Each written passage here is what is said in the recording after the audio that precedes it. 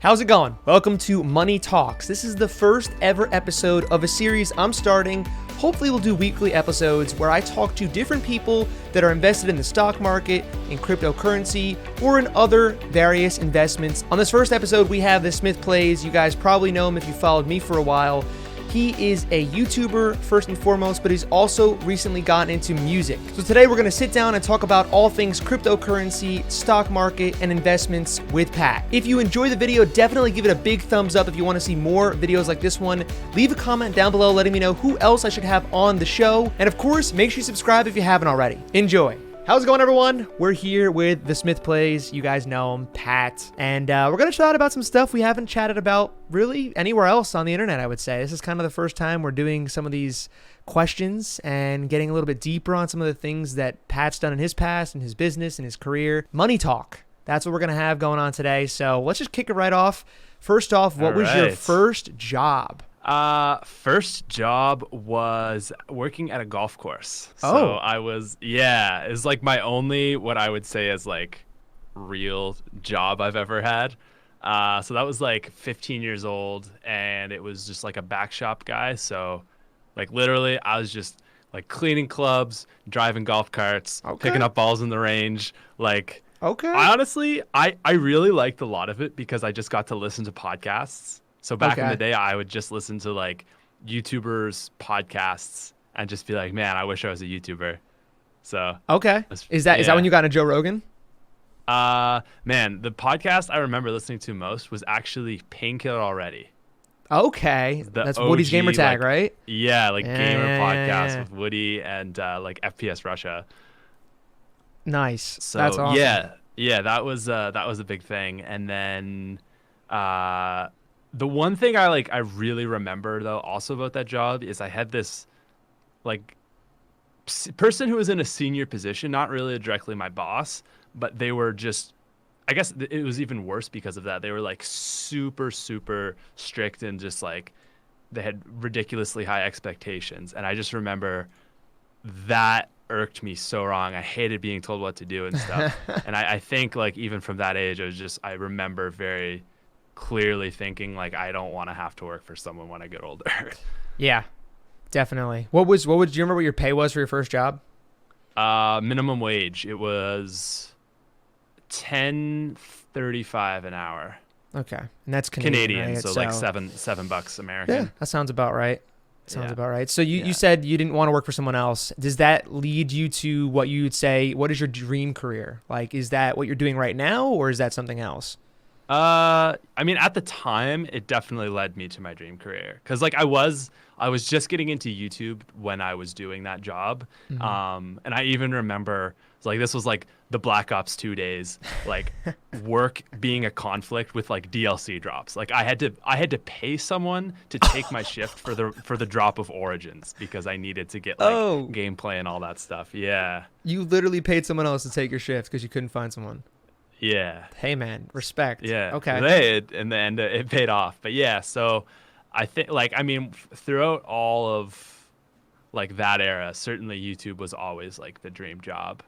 And now that I'm in that position, I don't know, man. It's kind of like I think you get used to what you do and like, it sucks, but you kind of like lose that, like that like dream, you know, once it's eventually like it took a while for me, but eventually like it does just become a job and you kind of like get into the monotony of it. So yeah, I don't know, like I think YouTube is like the best gig ever, but it's still a job in that sense. Right. Once it becomes a job, it's hard to be like super, super creative, passionate dream type job if it's like, you know, your daily grind.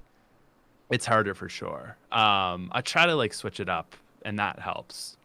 But I guess right now, if I had to say like, if I could do anything, like it would be a musician, like to perform live, I think would be so sick. So your dream job's changed then? Dream career's changed? I think so. Since you've reached your first one already. But like, I also don't know if I want to stop being a YouTuber. So it's hard. It's hard to walk away from something that was a dream. I feel like once it's a dream, it'll always be at least, you know, a real love of yours if you really have a dream to do something like that. So Yeah, But I do definitely. think once you reach those goals, like you have with being a YouTuber, you want more. You want different goals, and times change and interests change over time, and then you can have other dream jobs as well.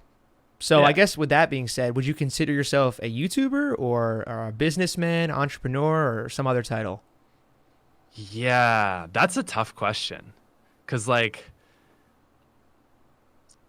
I know we've had this conversation before about the like business to creativity spectrum. And I feel like I'm more like I'm not like strict business, but I'm definitely like entrepreneurial in the sense of that I like building things from the ground up. Right. But I especially as time has gone on, I really like the creative process. So for like YouTube, I'm way more interested in actually like making the videos and coming up with ideas and recording them than like I guess with business. I don't know like what the business side of YouTube is because that is kind of like the business side is like making good content, you Right. know. Yeah, But YouTube's definitely an interesting uh, line to draw between business and creative because a lot of them overlap a little bit. So yeah, there is a very huge overlap. yeah. So you don't really have a title for yourself. And if people ask you, what do you say I'm a YouTuber, I'm a Yeah, entrepreneur, am I I an would always influencer, I'm a musician? I'll say I'm a YouTuber. Okay, That because that that's would the be it. easy answer, right? Yeah. I mean, for the longest time, I was like, I was always like super nervous to like let people know that because I was just like insecure about it. And so I would be like I would always like skirt around it and be Mm, like, as crazy as it sounds, like I make YouTube videos. mm-hmm. But I don't know. I feel like I've fallen into it a little bit more now to just say like, yeah, I'm a YouTuber. Yeah, I Um, think over time it's gotten easier to be like people know what a YouTuber is and how it kind of works. I think when we yeah, at that least is when we true. first started out, I remember like I'd be like in an Uber, for example, or driving with someone and they'd be like, "Oh, what do you do?" And I'm like, I make videos for the internet. I like make online videos." They're like, what does that mean?" It sounds sketchy because you don't really know, what kind of videos you're making. But okay, so YouTuber is the easy answer there. Um, Yeah. what would you Bro, say? sorry. Go ahead, go ahead, go ahead, go ahead. I You was just go. gonna say I still don't tell like Uber drivers. That's like the one thing. You It's don't want just to have to like, what do you answer all the do? other questions, do you? No, no, because then a million other questions are Yeah. followed up. So I always say I work in digital marketing. I got that one Oh from Lex actually, God, and digital marketing. yeah, and so I say like I work for a company, like I manage the socials. I do like a little bit of stuff on YouTube, and it's not a lie. That's Like I true. That's do manage a true. company that Yeah. right, Yeah. but Okay. All right. Fair. That's fair. That's fair. yeah, Just because you don't want to have to answer those questions. So I guess just too much. is that like, I mean, I wouldn't really consider that a struggle necessarily, but is that one of the things that's like, a struggle you faced within being YouTuber? Um, of like being insecure about it. Yeah, I guess so. I mean, I think so. yeah. Yeah, like at school it was always kind of weird because people who know would always be like, "Oh, like he's famous, like he's the YouTuber." Hmm. But then people that didn't know me, like especially at that time, this was like the Jake Paul kind of peak, right? Like that time it was like I feel like YouTubers had a really bad reputation. Right. Because that was the So forefront of what people thought a YouTuber was, right? yeah. Yeah. Yeah, like even one girl that I like you met that I ended up dating for like 2 years, like her friends were like, he's probably a terrible person because he's a YouTuber," and like warned me not to go on a date and whatever. So I Okay, think so it's it's yeah, better now. yeah, I think the reputation of YouTuber has gotten better. yeah. I would say so. Yeah. Would you say that's your only or one of your biggest struggles as far as being a YouTuber, or just in your career in Uh, general? no, no. I think since I've like finished school, the biggest challenge has actually been like the like antisocial side of Hmm. YouTube. Because when I was at school, I had a lot of a balance, but it's like my weeks are just a lot of seeing absolutely nobody. Obviously with COVID, but even beforehand, I think Right. that has been really hard. Um, the other thing that's hard is just kind of like I said, is like falling into the monotony of making content. Because it's like you find like a formula, a winning formula that works, and then it's like, okay, well, this is what we're gonna do for like the foreseeable future because it's getting a lot of views. But there's like a balance between how long you wanna like let that formula go before either you start to find it gets stale or your viewers start to find it gets stale. And I Right. find like when I'm kind of on that edge of like not quite sure what I'm doing, but I like think it's gonna work out, that's usually like when I'm making the best videos. If that makes Gotcha. sense. Okay. But yeah, I think usually what happens is it's like push for something new, find it, capitalize on it for a bit, and then something like either people stop liking it or I stop liking it, and then it's like kind of try to find something else. Yeah, it's ever evolving to keep it interesting. Yeah. Okay. So I guess the loneliness, the antisocialness of being a YouTuber is one of the bigger struggles. And then early on in your career, and I guess early on being a YouTuber for people watching, it would be just the idea that you're a YouTuber and this is your career and having to explain that to people and having them have preconceived notions about what a YouTuber might be like, whether that's a negative thing or maybe like a little weird, a little different than the average job. So Yeah. okay. And then also like the other obvious one is like when you're just beginning, everyone is just gonna like hate on you. But that's Yeah. probably anything you're gonna do. So What do you feel like you're getting reply or response when you're doing these new music stuff? Like, um people are definitely like I think it's because I've already like seen success in something. People are a little less quick to judge me now. mhm. But certainly, yeah, like people are like I think surprised that I'm pursuing the music thing. Um, but yeah, I mean, I definitely still see that resistance. It's more now like, oh, that's a really hard industry to get into, Yeah, rather than like doubting me. It's more like the the environment is yeah. tough, I guess, And maybe they're also. which I mean, I is think a lot of fair. people probably from the outside are like, "Oh, you become this really successful YouTuber. Why are you dropping that endeavor in some capacity to do something else where it's really difficult to get into that industry? And that's not what you've been doing. And why would you give up something like that? I guess is maybe thoughts that go That through that people's heads. But what they're that's missing is definitely that the obvious. Yeah. yeah, I think that what people are missing on that end, and maybe not everyone, but I think a lot of people just looking on the superficially or looking on the surface are, you got to be happy what you're doing. So that's what you're doing. Yeah. So props on that. Yeah. Totally. I respect it. So let's shift gears a little bit. Let's go All and dive a little bit right. deeper into the money part of things here, because that's why we're really here, Okay. right? Investments. Let's just start with an easy question. How important do you think it is to have a diversified portfolio? Meaning that to have Okay. multiple, investments in different areas, whether it's energy or utilities or innovation, technology, whatever. Do you think that's Okay. important? Yeah, I do.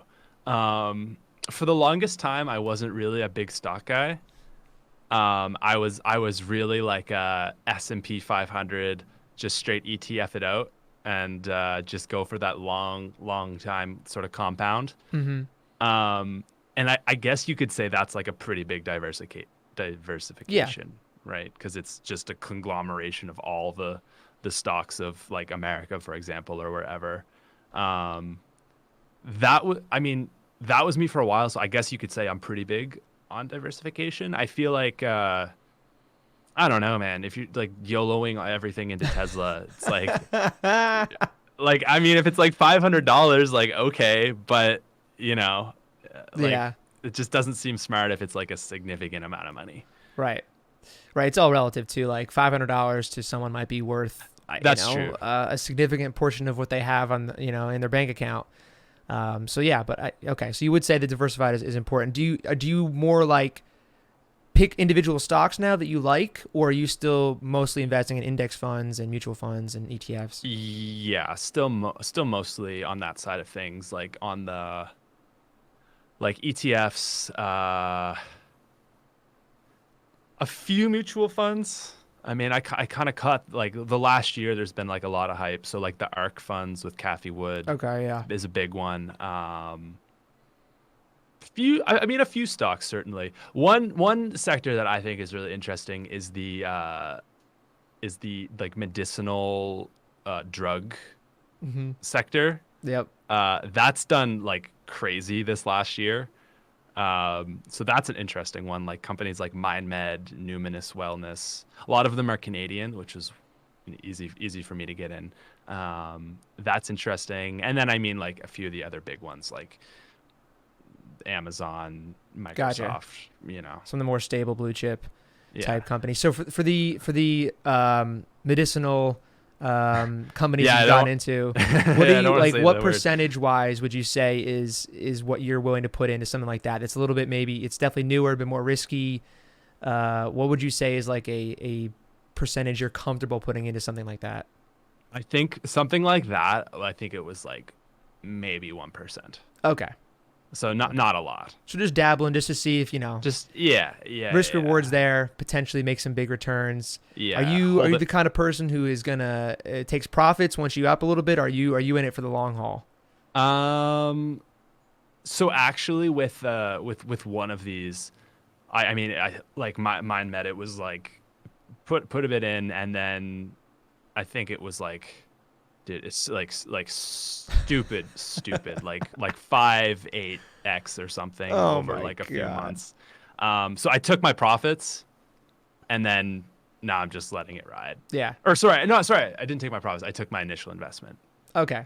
So Yeah. you're winning no matter what, even if it goes to Yeah. almost nothing. You're still good to go. Yeah. I feel confident like in the long run. I'm in a few of those companies. Like one of them is gonna work out. It's like the science is there. So I Right. think it's just like hoping you're in the right one. And if you're in most of the top ones right now, I figure Then it you're should probably work. being one of the ones that makes it through. Yeah. Yeah. Okay. Do Yeah. you did you invest in GameStop or any of the Wall Street bets? You know what? I did invest Carnival. in GameStop. Um, Okay. I don't know. To me, that was such like a beautiful movement of just an fu to like the system as a whole, and just like hedge funds and stuff. And I've never really felt like super, like jaded by any of that. Like the like personally jaded by those like corporations and stuff. But dude, it was just such a beautiful movement, and I had to. So yeah, I bought a few GameStop shares, which I still own. Are you Probably never gonna see return on are you that. down or up on them? Like, what point did you get in? Yeah, I'm down. I got in at like 150. Oh, I think it's above 150 now. Oh, really? I think I checked yesterday just to see where it was at because I was like, it's got to have gone back down. It's at 180 still. Okay. So I'm up. I That's mean, feels yeah, good. it's crazy. It's crazy that it's still Nice. holding on. But yeah, That is insane. Yeah. it's nuts. It's nuts. Definitely nuts. And it's actually held on. So who knows? Yeah. Who knows where it'll end up? Okay. Well, do you have any retirement accounts like a 401k or SEP, Roth, Yeah. anything like that? Yeah. Yeah. I mean, basically the Canadian equivalents of those two. Okay. I think. And then that's it. Those are the two. Yeah. What would you say is a good age or an age that someone watching should probably start taking note or attention to these kind of things? Like, for example, myself, I didn't really pay attention to the investment, especially the retirement accounts, until maybe I was 18 or so. And I don't think even that, I think that's pretty early, but I wanted to get your opinion on, what age you started paying attention to this kind of stuff. It started mattering to you, and what age you think would be Yeah. a good age for someone to, consider learning how it works. Yeah, I think like 18. I thought you were gonna say like the way you're saying that. I thought it was gonna be a lot later, but I would agree. Like 18 is pretty early. Yeah. Most of my friends haven't got into it until like this year, so like 23, 24. Mm-hmm. But I mean that makes sense because now they're getting jobs. For me though, like yeah, I was like a 17, 18. Like I was reading investment books. I remember in high school. And this was before like I was making any money off of YouTube. But it was just something that really interested me. I thought like, how can I make like, how can I prepare for the future was kind of a thing. It is Right. like a much more a long-term thing than like how can I get rich quick or anything like Right, that. right. So I guess sorry, what was the question? Like when Yeah, I guess should just you what, start what age would you considering? say? I mean, you said 18, I said 18, so I guess that's probably the answer that you're going to give right now, is just somewhere around that age to start paying attention. Because the place I'm going with this really is that, for at least in America, when I was going to in high school and even in college, there's really not any classes that teach you about financials or accounting. I mean, there are accounting classes in some majors, but for the most part, there was no like financial literacy class that we had to take. There was like a standard thing that taught you about how taxes work and how to build, a retirement account, how to save up for, your future and your family and that kind of stuff. Because a lot of people don't really have any clue. At least people my age, we never had that education. So maybe it's different in Canada. No, same thing. No. Yeah, it's just like it's like these are like core things that really matter for the long term, for the rest of your life. So like it's kind of wild to me that the education system, at least maybe it's changed now, but at least when I was going to school, didn't give me any kind of clue of what I should be learning or how this stuff works. I was fortunate that my parents are both they're both accountants. So the tax thing's always been something that's been talked around in the house, and like you pick up and they kind of teach you a thing or two, and then over time you kind of learn about it. But most people, I feel like, don't really have that kind of foundational understanding of how the financial system works and how to not get caught up in it and how to save for yourself for the future and make sure you're preserving your wealth and growing wealth and that kind of thing. So yeah, I feel that. I have a business degree, so that helped a lot for me. But I don't even feel like I know that much about business. Like I just know the basics, and right. that to a lot of people that's like they don't know anything. Exactly. It's at least it's a foundation. It's really of something. Important.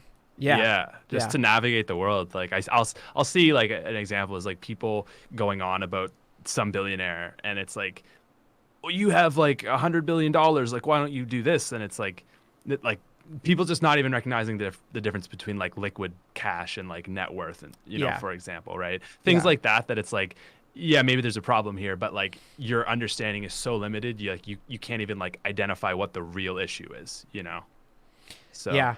I mean, it's you look at like someone like Elon Musk or even Jeff Bezos or any of the richest people in the world, and they're like, they don't have billions of dollars sitting in the bank. I mean, they probably do have billions of dollars sitting in the bank, but their $100 billion net worth or whatever it is, some absurd number, is not all cash. Yeah, and they can't just Amazon trucks and yeah, exactly. It's all wrapped up in mostly their companies. But the one people that do have billions of dollars in cash are these cryptocurrency whales. Let's talk about it. There are a few of them. Let's talk about it. That's the main subject here for today. Let's get right into it. What does your portfolio look like right now? What are your hot picks? I mean, as we're recording this, the market is crashing. It is in a deep dive right now. I think everyone is very spooked. Even if you're confident in this long term, I think there's a little bit of spook going on right now. It's right around 40K Bitcoin, and then all the altcoins yesterday were down like 30, 40, 50%. So it's hard to feel hot about anything right now. I'll preface it that way, but what are you looking at? What things do you like? What is your portfolio looking like? Okay, what does my portfolio look like? It looks red. That's what it's looking like right now. True. Dude, yesterday, like I wasn't near selling or anything like that. Mm-hmm. It's not my first crash, but it's like my second crash, and it was scary. Like I remember refreshing, and it was like down 1,000, and then refreshing like literally seconds later down another 1,000. Down. It was like that sharp spike. I got to watch that live, and it's just like, because you've been following it like the last few months, and it's just been like a nice increase, and that just got wiped away in a day. So that hurts a lot, but that's crypto. I mean, that's the name of the game, right? It's volatile. You want big returns, then, you got to ride the waves. You got to be able to eat those 50% dips. I will say, I think it is definitely, at least early on right now, it's definitely going to be a wild ride. I'm sure if as long as crypto continues to have a place in the world, and it seems like given the news today about, I don't know if you saw, but the IRS, at least in America, is going to be requiring all citizens to report $10,000 or more transactions within cryptocurrency on their tax returns. So that's a big step. It's a good thing. I mean, obviously people aren't going to be happy about it because now they have to report to the government, but that just means that the government is understanding that this is a thing and they're accepting it, and they're saying it's going to be around for a while, basically by saying you got to report these things. So to me, that's a good sign that it'll be around for a while. And as long as it is, I think over time it'll be less choppy.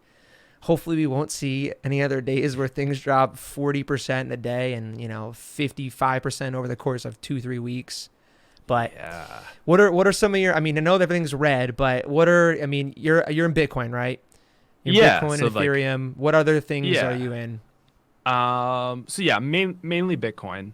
And then the next largest position would be Ethereum. From there, I actually currently don't have a lot else that I'm in.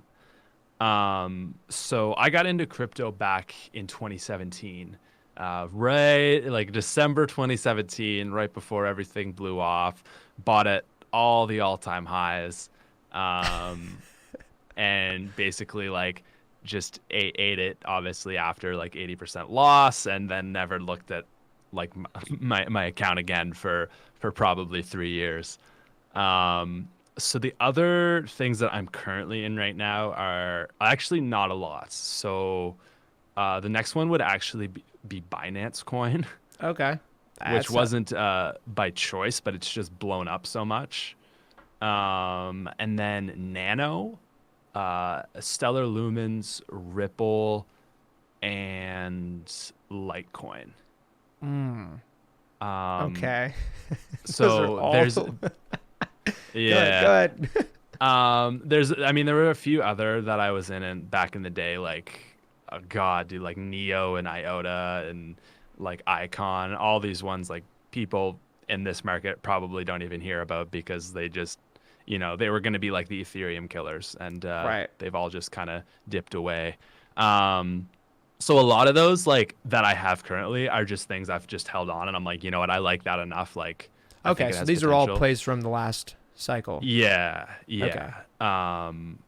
Except for Nano. Nano's one that I have recently bought itself.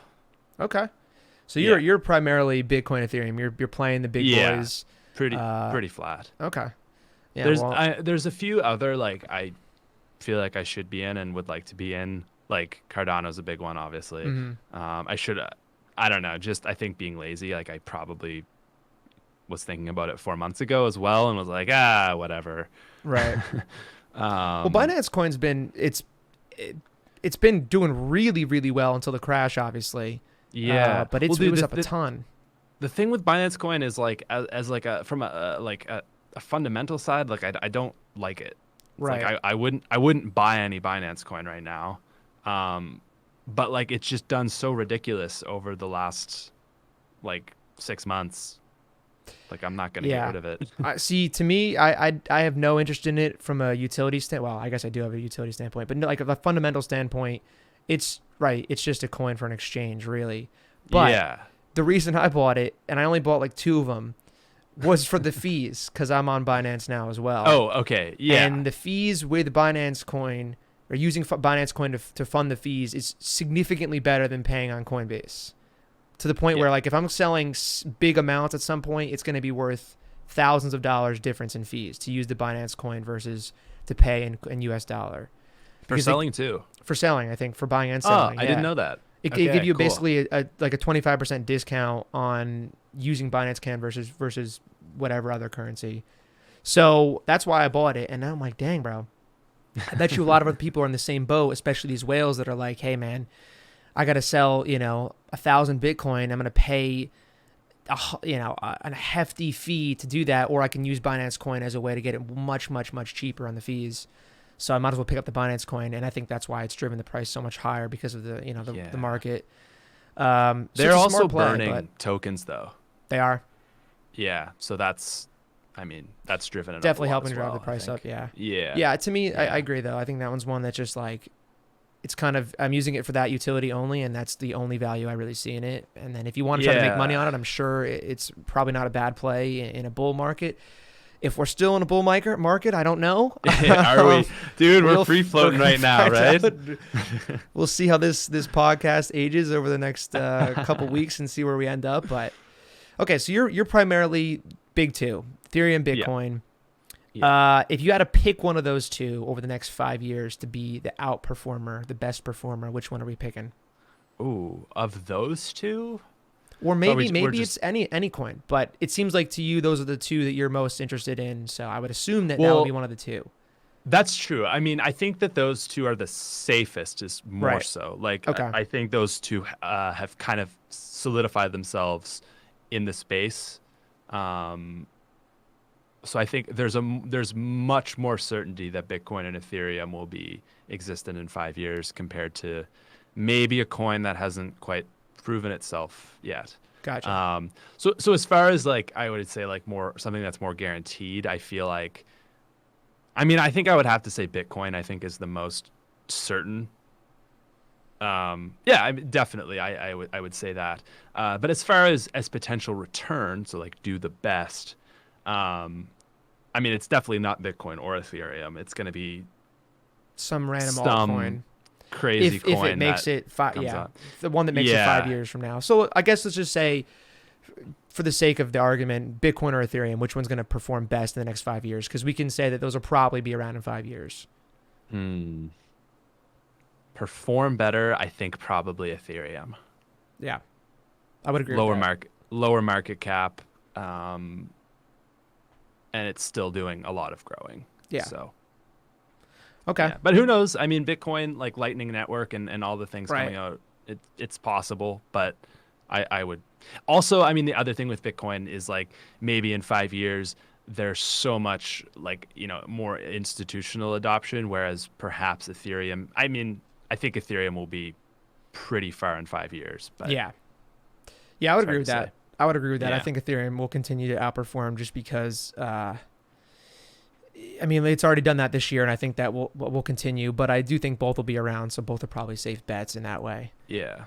So you talked about Nano, right? I would assume that is your. It sounds like that's your pick for your altcoin that you're excited about, you're interested in. What do you like about Nano? Why do you like it? Okay, so there's like a meme about Nano because the people that like Nano are so there's like three things that they always come running and say. Okay, let's hear it. So Nano is the only coin that I have read about that made me nervous for Bitcoin. Interesting. Yeah, Okay. I was reading it and I was thinking, whoa, this is crazy. Like it gave me uncertainty, whereas a lot of coins like just don't do that. Right. Because it's like a lot of them, especially things that are kind of trying to be like an Ethereum. It's like, well, there's already Ethereum. Yeah. Right. Yeah. But okay, so I mean, the things for Nano is instant transfer. I should back up. Nano was trying to actually be a currency, whereas like Bitcoin back in the day was trying to be one and kind of isn't now. Right. Nano is trying to actually be a currency. So the things it does is like super fast transfers, like under a second, which is obviously like important if it's going to be a currency. Mm-hmm. No fees, which is super cool. Interesting. And the last thing is that it's green. Grain? So, like, eco-friendly. So I think Okay. like the cost of one transaction of Bitcoin is equal to like 10,000 nano transactions or something. Okay. So I mean, there's so much more obviously that you have to consider. It's like scaling is obviously the big one. But all those things considered, it seems like a really good project that in my eyes is really undervalued. Like I think it's in the top 100 coins. I'm on CoinMarketCap right now, and it might not even be in the top 100. Like after the 78. So Okay. it's pretty undervalued from a price point, and I think its all-time high last time around was like 35, and it's currently at like 7. So I think it has a lot of potential for growth if you're just interested in that, but it feels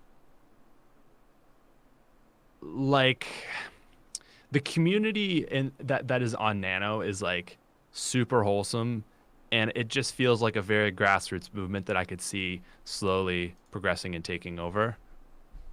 Okay. So, yeah. I'm going to look into it. I haven't done anything. I haven't seen much on Nano or haven't looked into it too much. Yeah. My first question that I had to look into is how does it have no transaction fees? How does it Yeah, operate? so that is one thing, is like people run their own nodes. Okay. And I think What's the so incentive to with run a node then? you support the network. So that is like Essentially, it's like obvious. you have a stake in a certain Yeah. amount of coins to run a node, I assume. Yeah. And then because of that, you're incentivized to keep the network alive and moving, because if you don't, then you're just hurting yourself essentially. Yeah. So I mean Okay. that's tough, right? I It's do see a lot similar of to pretty much everything problems with else, it, but except there's no fees involved, yeah. which is interesting. And the point of that is so that there's no proof of work, so that there's no like the energy fees are low. Um, Hmm. yeah. Okay. Yeah. I definitely don't think it's without its flaws. But it's an interesting one. It's like that small coin that caught my attention. Gotcha. So is your Yeah. is your play on that similar to your stock play, where it's about 1%, or is it higher than that for your portfolio? Uh yeah, maybe something like 3 to 5. Okay. So a Yeah. little more confidence in that. Yeah. Okay. Yeah. Yeah. Nice. But yeah, mostly a Bitcoin guy, I would say. Yeah. Next question I have to ask is how do you feel about the Dogecoin? Oh man, sad, because I used to own Doge like back 2017. Second crypto I ever bought. Damn. Dogecoin is so stupid, but like can I hate on it? No. Like I know people that have got in at $1, three, like, or sorry, not dollar, at 1 cent, like 3 cents, less than a cent. It's Mm-hmm. like, man, gains are gains, right? Yeah. When Dogecoin went to 7 cents from like 1 cent, and I was like, that is insane. That's gonna be the highest it goes. And I was so wrong. I was so I wrong. think, yeah, I agree with you. I mean, I've been wrong, and I have this tweet up that I haven't taken down, and people keep like just every time it goes up, they just retweet it, quote tweet it, just ripping it apart, because it would crash like 50% in one day, and I was like, this is it, like this is what you're asking for at any given moment with Dogecoin, but play the game Yeah. safely. But now everyone's like, Dogecoin's up 1,000,000%, which is fair. I mean, I agree with you. I don't have anything against it, but just know what you're playing. It's The, it's a yeah. game. The At the end thing of the for day. me is like, I'm not like a genius with crypto, but I know enough that to me buying Dogecoin felt like a dumb idea. Mm-hmm.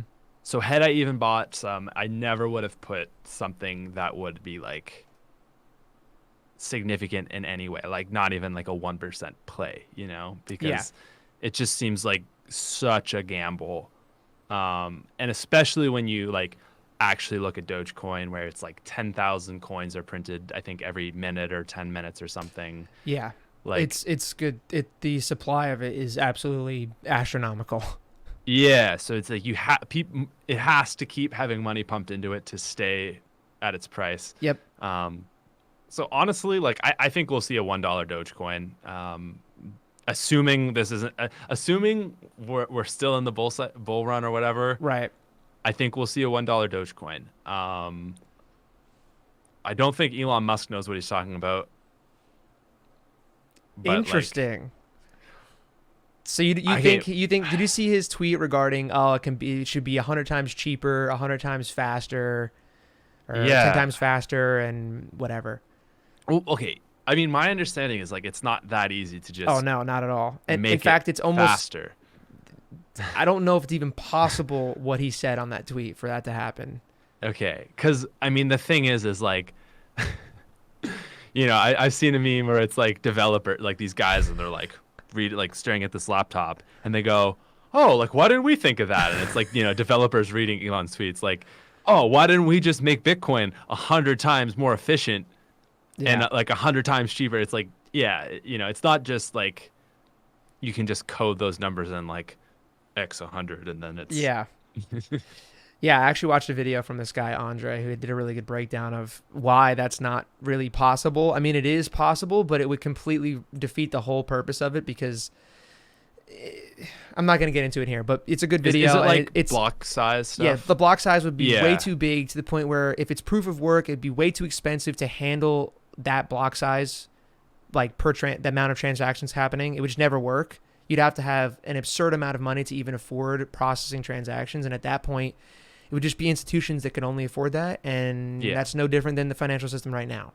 It's become centralized by institution because individual users like you and me couldn't set up a mining situation. They couldn't mine it and process transactions. That was kind of like that was like the debate of 2017 for Bitcoin, like the block size, same idea, I think. Yeah. Well, I mean that's in part the reason that Bitcoin is Bitcoin and how it is. Right? Yeah. It isn't super fast and it isn't, but it's secure and it works, and the purpose of it is being executed essentially because they're not trying to make it something that is impossible for just anyone to be a part of and decentralizing it. Yeah. So I agree with Dogecoin though. I think it'll hit $1. But I think, every single day you are battling, I don't even know how many, probably millions of new Dogecoin being mined. It's like, it's like pulling grass out of the yard. Like it's just infinite almost. Literally. So that's it. you're going to have to continue to have money pour into it or the price will, in theory, go down over time eventually. So yeah, I think it's big enough to the point where now it's not going to go away. Like it isn't going to be a meme and be done at some point. It's going to stay, especially if Elon keeps pushing it as hard as he has been. But who knows what the price will end up ultimately. I do think Tesla's going to accept Dogecoin at some point, and that's going to be the push for $1.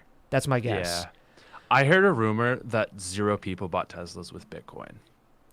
It's possible. Why would anyone, if in theory, like if you think about it, if Elon believes in it and you believe in Elon and Tesla, why would you pay for something that they see value in as well? Why would you not just keep your Bitcoin and then pay in US dollars? Yeah, and on a tax side, it's like you have to take the tax hit on that along with giving up like this awesome deflationary, asset. So it's like doesn't make a lot of sense. It's all a marketing play. Dude, have you seen the conspiracy that Elon is the biggest Doge holder? No, but that would make sense. It's a little tough to do without showing you the numbers, but the account that holds the most, like the 35% or whatever it is of all Doge, for a long period of time was buying a specific amount of Doge every single day, and the numbers was like 28061971 or something like that, right? Like some very specific number every single day. That's the date of Elon's birthday. It's like July 6, 1971 or something that. What? And I was like, yo, that just shook me bad. Like either whoever that person is like really playing into the whole narrative of Elon being the Doge father, or it is because that's the thing Elon would do. That's like the subtle thing that Elon would so do. How crazy would it be if he actually is the guy that owns all of it? Who knows? Do you think that would tank the price or skyrocket? I don't know, but he's been playing Twitter like a fiddle, dude. And I thought it was funny. I thought it was memes, and now like, given the crash that he kind of sparked in one way or another, I don't appreciate it anymore. Me neither. You know how I see it though is like, it's like stress testing the ecosystem. Yeah. Right. And it's like the crypto like immune system isn't like it hasn't been introduced to this like thing yet. Like some really famous billionaire telling people to buy it and not buy it and stuff.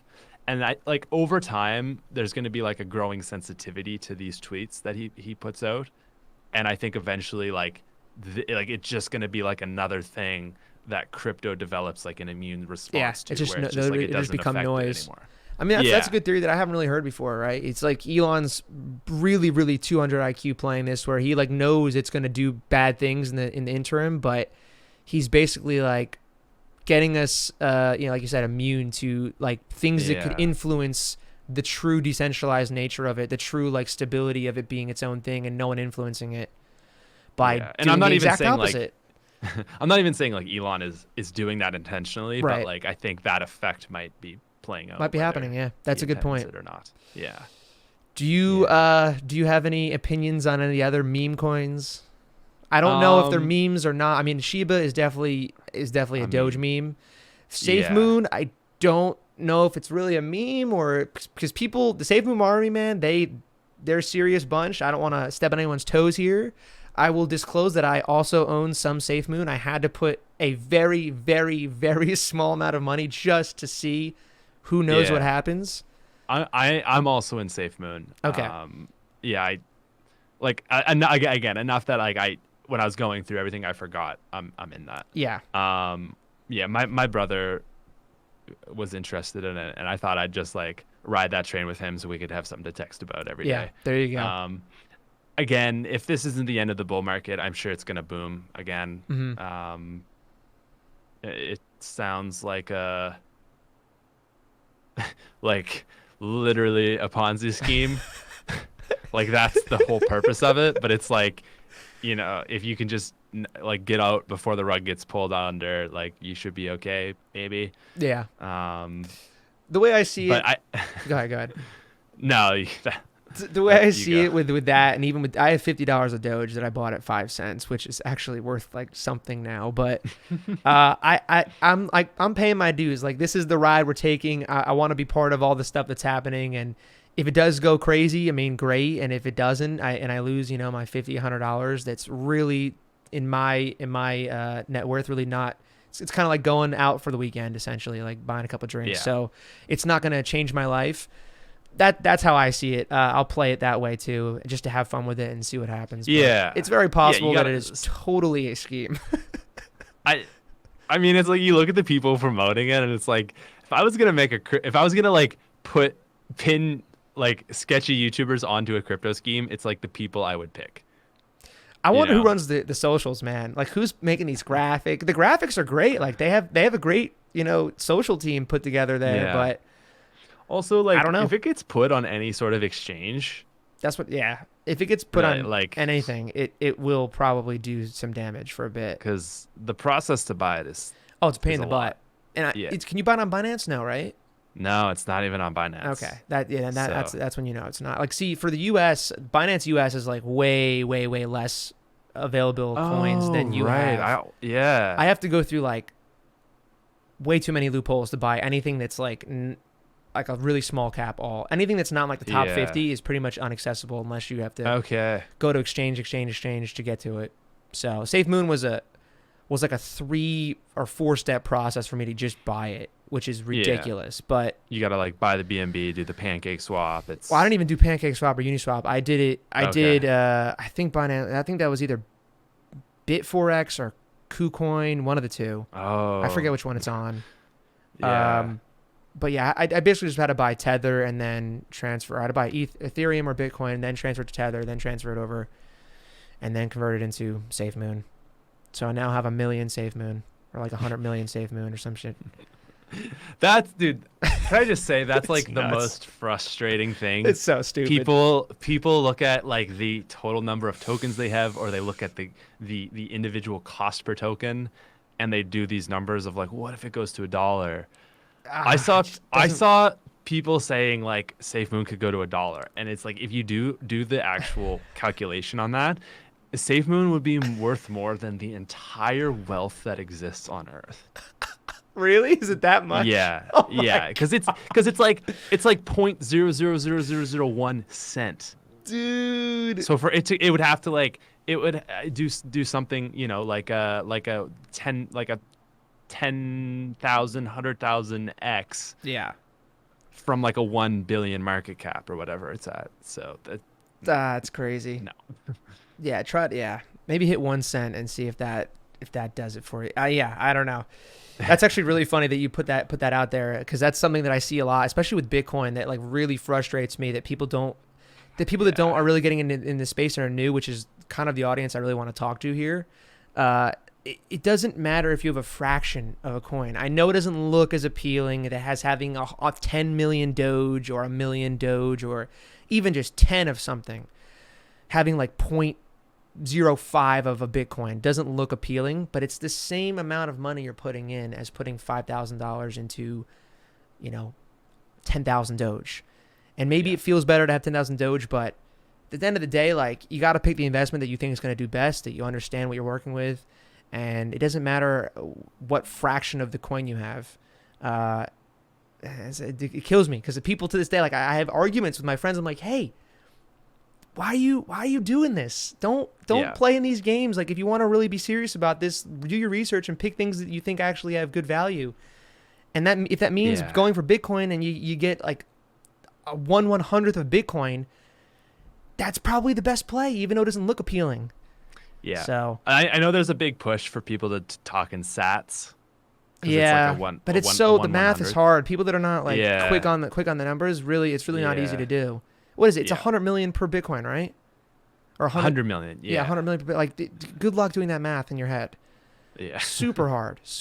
Yeah, I think it would be beneficial to Bitcoin for them to have some better way to break down one Bitcoin into a smaller amount. Now that it's become so valuable, and especially let's say it goes to 100 or 500,000 even, right? Yeah. Like, it needs to be easier to break down than 8 decimals. That's just too difficult on a day-to-day basis. I know they do like MBTC and like a few different measurements. That's like 1,000th of a Bitcoin and like 100,000th. But again, it's like no one really follows that. Yeah, it hasn't been adopted yet. I haven't even seen that until you just brought it up now. So yeah, people see that $40,000 price tag and it's like, that's too expensive. Yeah, that's the issue. It's like, that's why stocks do stock splits, because they want to make it more appealing for people to get in and have a whole. Previously you couldn't buy fractional shares of stocks, but now that you can, people still want to have a whole share of Tesla. So instead of paying $4,000, which is what the real value of it was, it's now $500, but you get 5 to 1 on it. So I mean, it's smart. It's all at the end of the day, it's all marketing and it's all psychology really. But unfortunately, with Bitcoin being as it is, you can't just switch the way it works, which is a blessing and a curse, I guess you can say. So we've already kind of talked about Elon Musk's statements, but I mean, he's definitely pushed Doge and kind of hurt Bitcoin recently. Do you think there's anything else he could say that would really do us harm or push us further? Or I think if Tesla sold their position, that would hurt. Yeah. Like I don't think we're gonna see another dip like we just saw. But I'm sure that would bring it down for at least a bit. Yeah, I agree. He did say like diamond hands yesterday. So that's true, if they sell now, I'm gonna be really tweaked. You can't be tweeting stuff and then do something else, man. Like, that's not cool. They wouldn't sell now though. They would have already sold. True. Yeah. I don't think they're gonna sell. It seems like he's made a couple statements now that it makes it seem like they're definitely gonna be holding for a while. So at least that's good to know. So I guess to wrap up the whole crypto segment, before we get into some more NFT type stuff, what would you say is your overall goal or strategy with crypto? Is it to make some money? Is it to store value with Bitcoin? What is your purpose and goal with it, really? Yeah, actually, so this is a good story. Last year when the pandemic hit, I was holding on to some cash, and I didn't go in like when we saw that huge drop. Mm-hmm. And I was like, I'm so stupid. Why? But just fear, right? Because when you're down at that low, it's really hard to have the nuts to be like, oh yeah, I'm going in on this, right? And so then it was like, I'm sitting with a good chunk of cash, and to me, I was looking for a while of like, what's the thing I want to put this into, and being like having a business degree, I had like a minor in economics, and so that's kind of like actually what I was most interested in terms of business. So like I know a lot about inflation and how like monetary policy works and all this stuff, and seeing what was happening, especially in the States, but also here in Canada, of the amount of money being printed, that made me really worried. So I wanted something that wouldn't see that inflation, obviously. And so, I mean, real estate is like one that's like a very, like it usually stays along with inflation.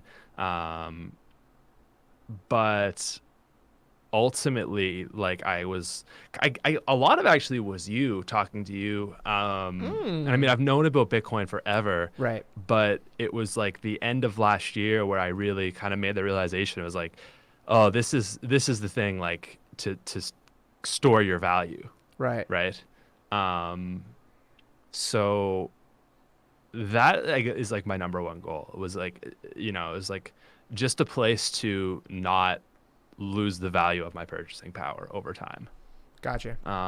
And so, when Bitcoin in the market is down, it's like, yeah, obviously I'd love to make money on it. And like that is a goal.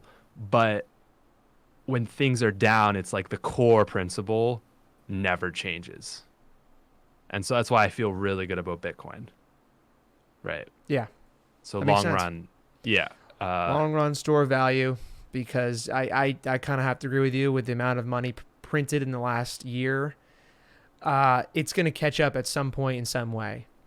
And they're really trying to say it's not inflation right now, but I don't know, man. Yeah. I haven't even I taken mean, any economics classes, but I mean, I can put two and two together and kind of dude, figure out at some point something's gonna be a little different because of what happened.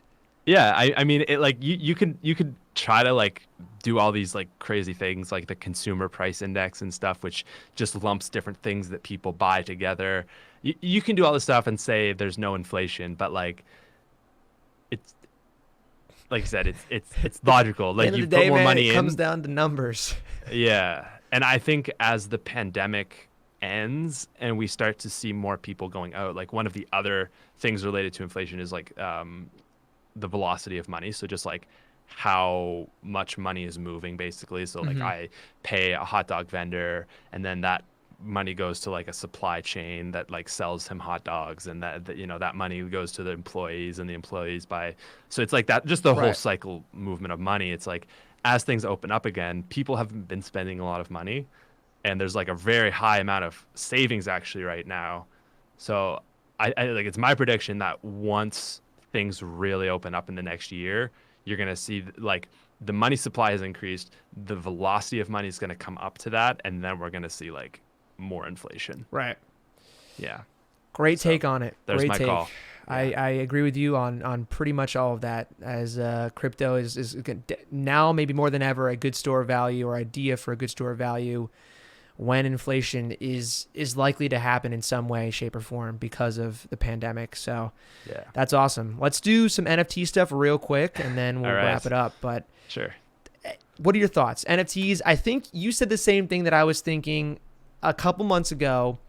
The NFTs were new, they were hot, they were in a craze right around January, February.